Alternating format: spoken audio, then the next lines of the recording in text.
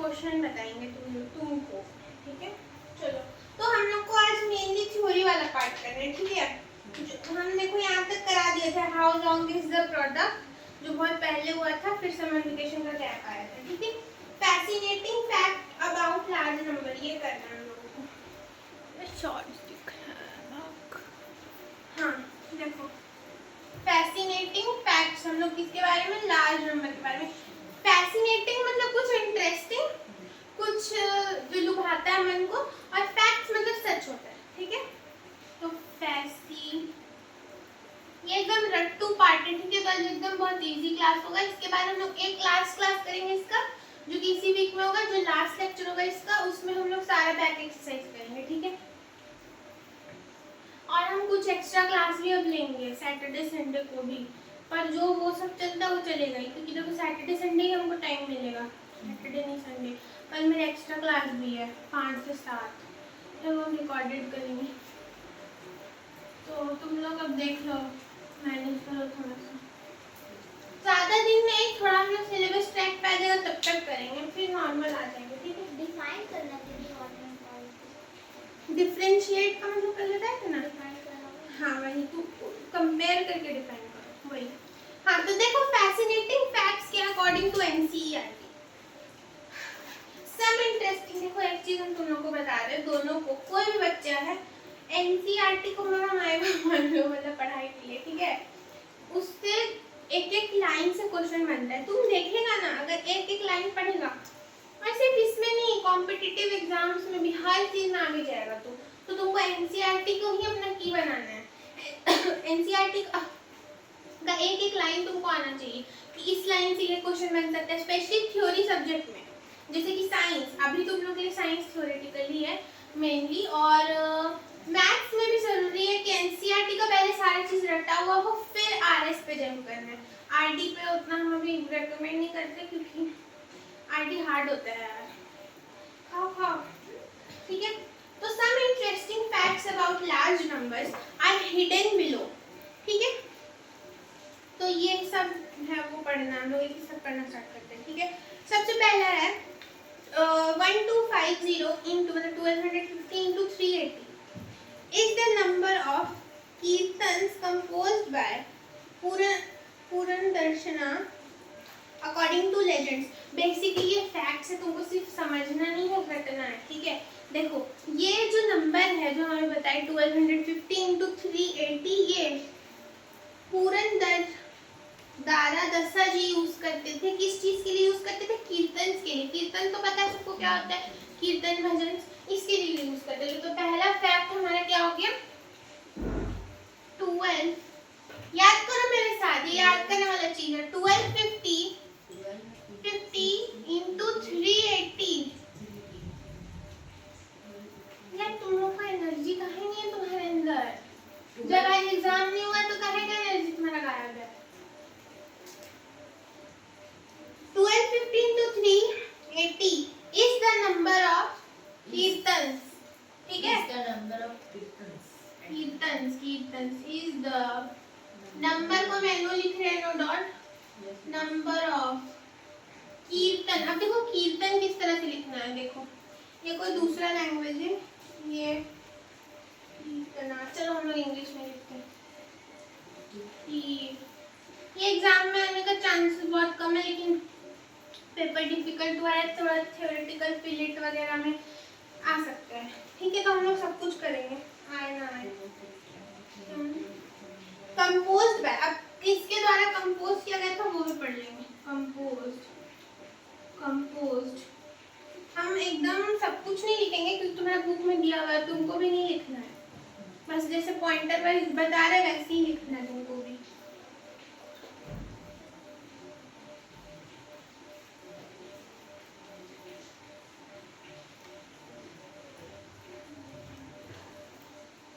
पूरन दासा बोलो मेरे साथ, पूरन दारा पुरंदारा पूरन दारा दासा, ठीक है पुरंदारा दासा।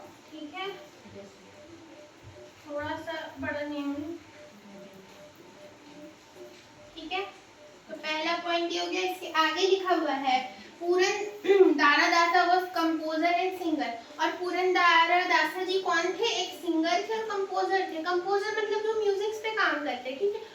वो जो म्यूजिक की दुनिया में होंगे उनको ज्यादा पता होगा कंपोजर क्या होता है, लिरिसिस्ट क्या होता है। लिरिसिस्ट जो लिरिक्स लिखता है, वर्डिंग्स लिखता है गाना का। कंपोजर जो म्यूजिक को कंपोज करे, और सिंगर जो गाए, ठीक है। तो यार ग्रीन पेन हमको नहीं लगता दिखता है ना उतना अच्छा से। लाइट है ना। हाँ कोई बात नहीं।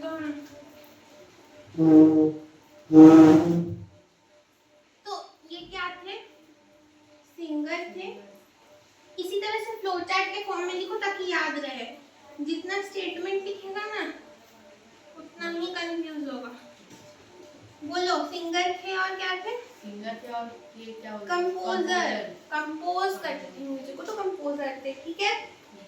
इन द 15th सेंचुरी, अब कब थे? 15th सेंचुरी में थे। बस इतना ही है, ठीक है। एकदम जल्दी जल्दी करो, फैक्ट्स है, फिर रटने वाली चीज इसमें टाइम नहीं लगाना, ठीक है।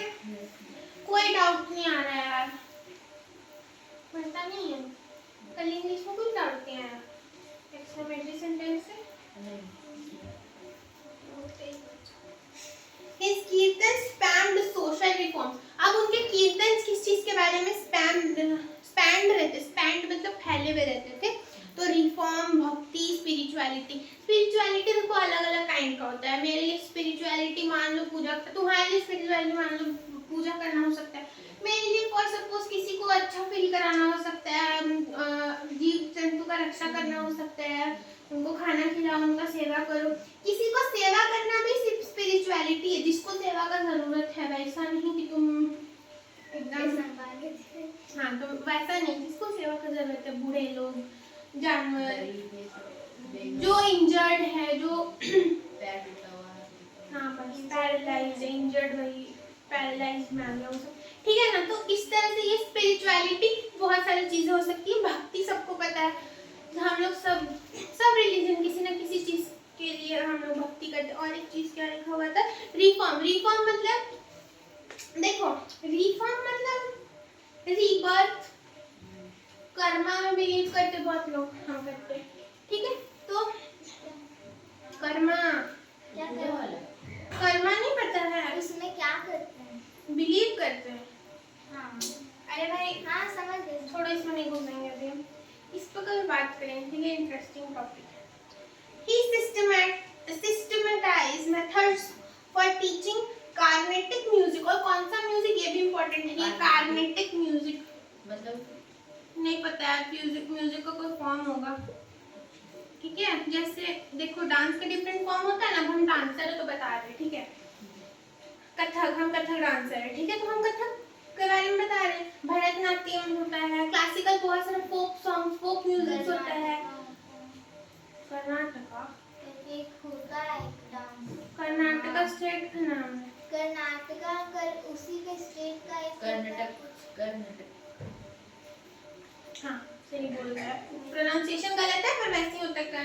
कर्नाटका नहीं होता है, वैसे ही कुछ होता है, हमको नहीं पता है, ठीक है। और मान लो बॉलीवुड है, तो ये सब क्या है? ये सब डांस का फॉर्म है, वैसे ही म्यूजिक का एक फॉर्म है कार्नेटिक। हम म्यूजिशियन ये फॉर्म नहीं बता सकते, ठीक है। चलो आगे देखो। Which is followed to the present date। बस इतना तुमको याद रखना है। और एक चीज, ये किस चीज पे कीर्तन करते थे? तो कीर्तन किस चीज पे किए थे? रिफॉर्म पे। बोलो बोलो, किस चीज पे? रिफॉर्म पे। और क्या? और अभी बताए ना। हाँ क्या बताए थे? भक्ति, स्पिरिचुअलिटी। एकदम दिमाग में घुसा भरा हुआ है। कोई काम का नहीं है तुम।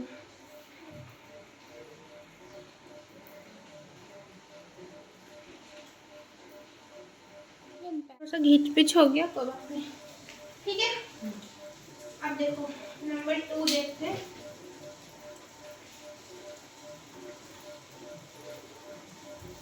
SST का बुक लेने का कोशिश करो, ठीक है, जल्दी से जल्दी। नहीं ले पा रहे कोई बात नहीं। नंबर 2 पे आते हैं, फैक्ट नंबर 2 पे।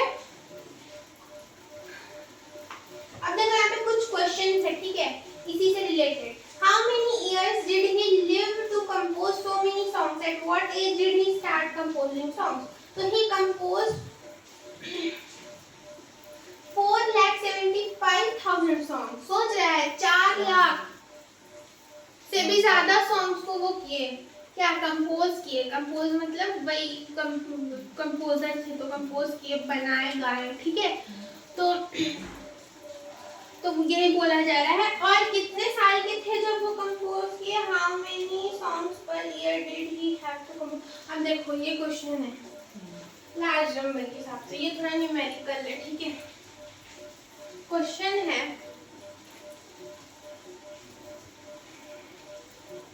if he composed, यहाँ अब हम आराम से बता रहे हैं क्योंकि न्यूमेरिकल आ गए। if he composed, कितना है बोलो? 4,75,000।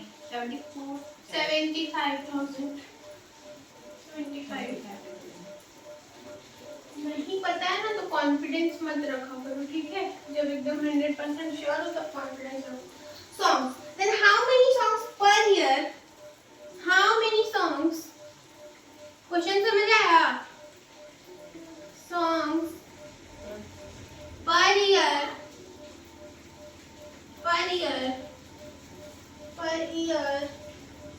did he have to compose? Did he have to compose?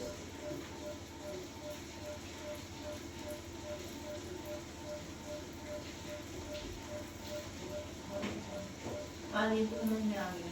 क्या समझ आया क्वेश्चन से? जल्दी बताइए। ये कंपोज किए हैं 4,75,000 कंपोज, सॉन्ग। हाँ, और हाउ मैनी मतलब कितने साल में ये सब गाने को, नहीं गलत, कितना गाना एक साल में वो कंपोज। हाँ तो उसके लिए उनका डेट ऑफ बर्थ चाहिए। अरे बुद्धिहीन आदमी, उससे मतलब ही नहीं है। क्वेश्चन क्या पूछ रहा है? मान लो हम कंपोज किए 4,75,000 सॉन्ग, ठीक है, सॉरी फॉर इंग्लिश। ये हमारा क्वेश्चन है, if he composed 4,75,000, how many song per year he has to compose. मतलब फॉर सपोज समझ लेते हैं हम लोग कि लाइफ टाइम में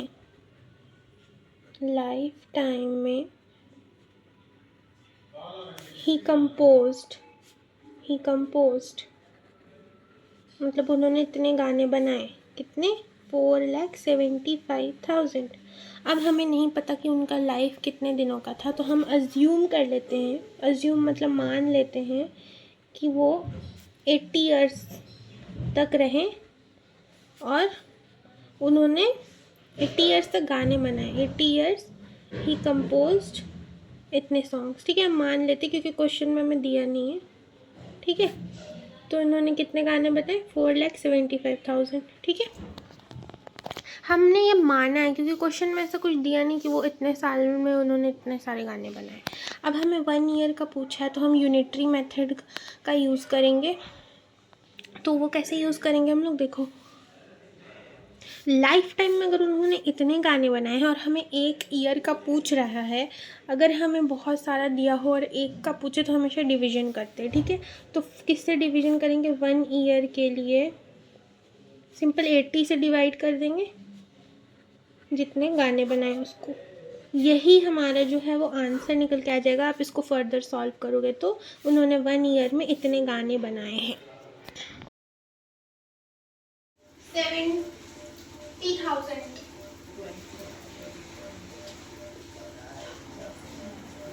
ये दिख रहा है ना?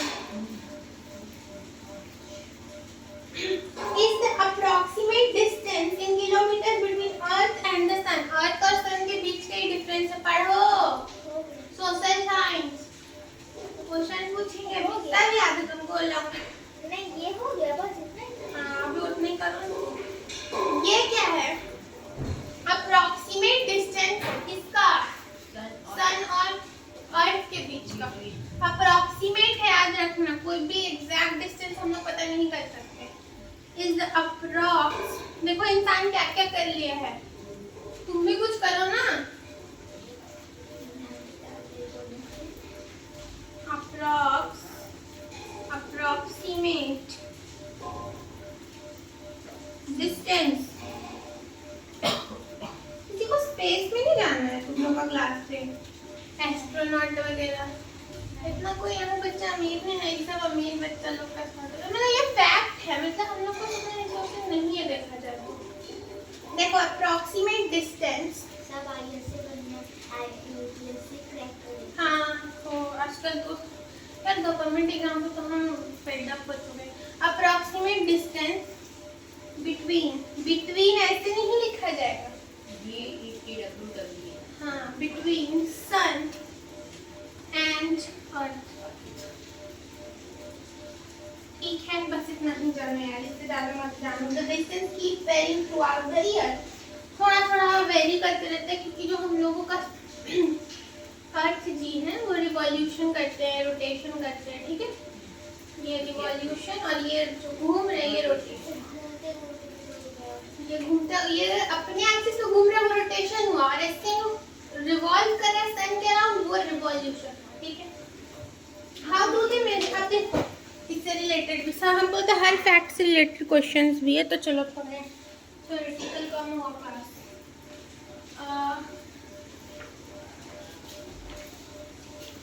इतना फैक्ट है जी, एक दो तीन, हाँ चलो ये सबका क्वेश्चन नहीं, बस इसका क्वेश्चन है। How do they measure the distance between the earth and sun? हम इसका आंसर तो भाई साइंटिस्ट लोग ही देंगे, हम लोग कैसे दे सकते हैं? How do we measure the distance between earth and sun? बताओ कुछ सोचो। जो पिछला दिए थे आपको टर्म, क्या नाम था, 70,000 इंटू 2100। तो नहीं ये तो हम लोग को पता चला ना कि उतना मेजरमेंट है दोनों के बीच का, पर ये मेजरमेंट लिया कैसे गया? अब मेरे से लेकर पलक का डिस्टेंस नापना है तो हम लोग इंची टेप से नापेंगे। सन और अर्थ के बीच में कौन इंची टेप लगाने गया? कौन गया स्केल रखने? तो कैसे नापा गया डिस्टेंस? सोचो, ये एक assumption है। assumption समझता है? तुक्का, ठीक है। हाँ तो इसका हम आंसर नहीं लिख रहे क्योंकि ये क्वेश्चन नहीं है, ठीक है ना। ये एक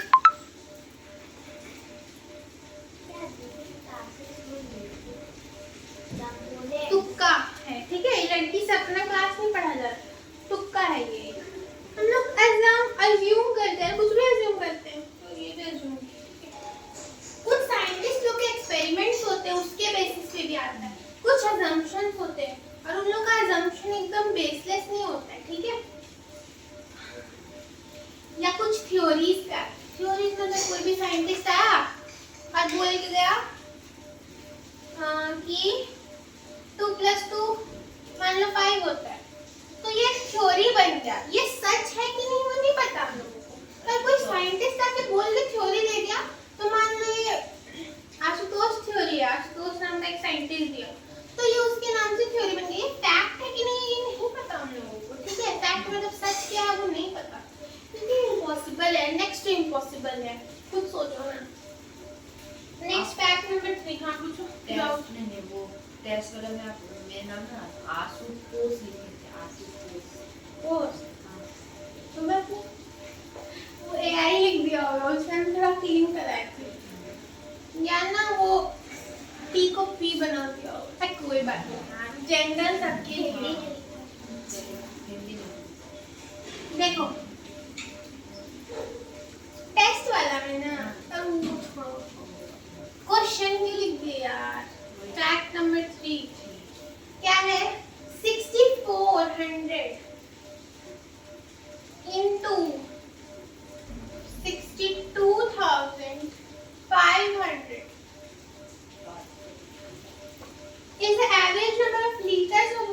अमेज़न रेनफॉल ये क्या है? Is the average number of liters. हम अभी एक्सप्लेन भी कर रहे हैं, रुक जाओ। अमेज़न फॉरेस्ट के बारे में तो सुना ही होगा। हाँ दीदी। सबसे ग्रीनेस्ट एरिया हम लोग का अर्थ का। जैसे मैं चलिए लगे जाना तो साफ ही रहता है। बहुत हरियाली वाला जगह है, ठीक है। खतरनाक भी रहती है। कौन सी यार, वहाँ भी इंसान नहीं छोड़ रहा है। हाँ। काटपीट वहाँ भी चालू है। वहाँ का वो एक तो किया था उसमें। अटलांटिक ओशन भी सुना होगा। ये अटलांटिक महासागर, प्रशांत महासागर।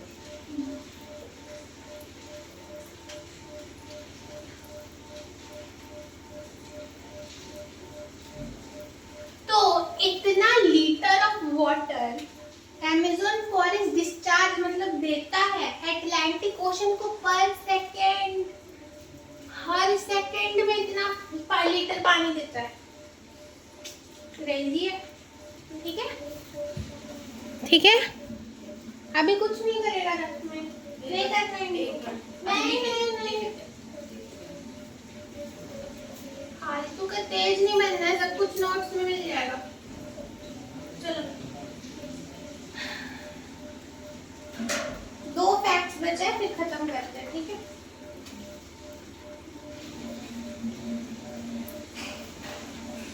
फोर और 5 एक साथ लिख देंगे।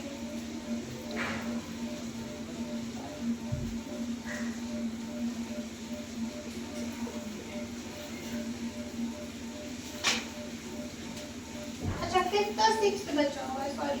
तो अभी हम लोग 4th तक ही करेंगे, ठीक है ना। ये घंटा हो गया।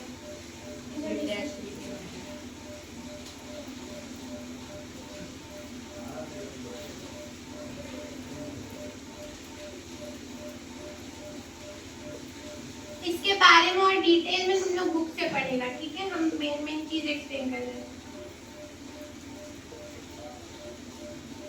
ये जो नंबर ऊपर में दिया हुआ है वो एक लॉन्गेस्ट ट्रेन जर्नी का डिस्टेंस है, ठीक है ना। और इसमें है किलोमीटर में, हाँ इन किलोमीटर, ठीक है। बस आज हम लोग फैक्ट 4 तक करते हैं, बाकी फैक्ट 2 सॉरी बाकी जो 2 फैक्ट है वो नेक्स्ट क्लास में करेंगे। और जितना भी बैक एक्सरसाइज का क्वेश्चन है, एक सेकंड आई थिंक फैक्ट से रिलेटेड ही क्वेश्चन है। हाँ, और बैक एक्सरसाइज का जितना भी क्वेश्चन है पेज नंबर 18, 19, 20 और 21 में, ये सारा हम लोग कल करेंगे। कल कितना भी मतलब अगला क्लास में मैथ्स का जब भी है रूटीन में, तब हम लोग करेंगे। चाहे जितना भी टाइम लगे उस दिन पूरा ही चैप्टर निपटा देंगे, ठीक है। इस वीक में फर्स्ट चैप्टर फाइनल खत्म। यार इसका रिकॉर्डेड नहीं लिखा